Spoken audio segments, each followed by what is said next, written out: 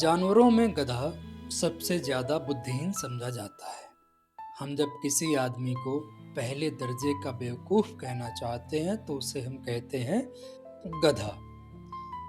गधा सचमुच बेवकूफ है या फिर उसके सीधेपन ने उसको ये पदवी दे दी है, इसके बारे में कुछ नहीं कहा जा सकता।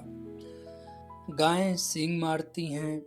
ब्याई हुई गायें, ब्याई हुई मतलब जो माँ बन चुकी हैं, ब्याई हुई गायें तो अनायास ही सिंघनी का रूप धारण कर लेती हैं। कुत्ता भी बहुत गरीब जानवर है, लेकिन कभी कभी उसे भी क्रोध आ ही जाता है। किंतु गधे को कभी क्रोध करते नहीं सुना और ना ही कभी देखा है। जितना चाहो गरीब को मारो, चाहे जैसी खराब सड़ी हुई घास सामने डाल दो, उसके चेहरे पर कभी असंतोष की छाया नहीं दिखती। वैसाख में चाहे एक आध बार कुलेल कर लेता हो, कुलेल मतलब उछल कूद, पर हमने तो कभी उसे खुश होते नहीं देखा। सुख दुख हानि लाभ किसी भी दशा में उसे बदलते नहीं देखा।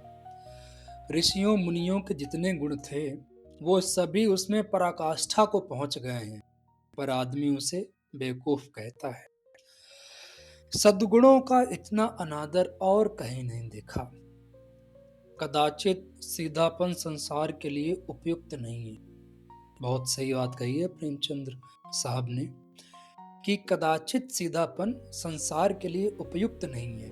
देखिए ना, भारतवासियों की अफ्रीका में क्या दुर्दशा हो रही है। उनको अमेरिका में क्यों घुसने नहीं दिया जाता। बेचारे शराब नहीं पीते, 4 पैसे कुछ समय के लिए बचा कर रखते हैं, जी तोड़कर काम करते हैं, किसी से लड़ाई झगड़ा नहीं करते, 4 बातें सुनकर गम खा जाते हैं, फिर भी बेचारे बदनाम हैं। कहा जाता है वो जीवन के आदर्श को नीचा करते हैं। बताइए, विचित्र बात है।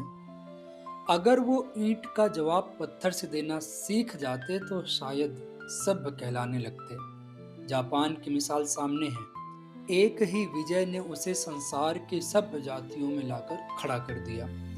ये जिक्र हो रहा है 1905 में जापान ने अटैक किया था रशिया के ऊपर, और ऐसा पहली बार हो रहा था कि कोई एशियन कंट्री ने यूरोपियन पे अटैक किया हो एंड देन जीत भी गए हों। उस दिन के बाद से लोगों ने जापान को हल्के में लेना बंद कर दिया था।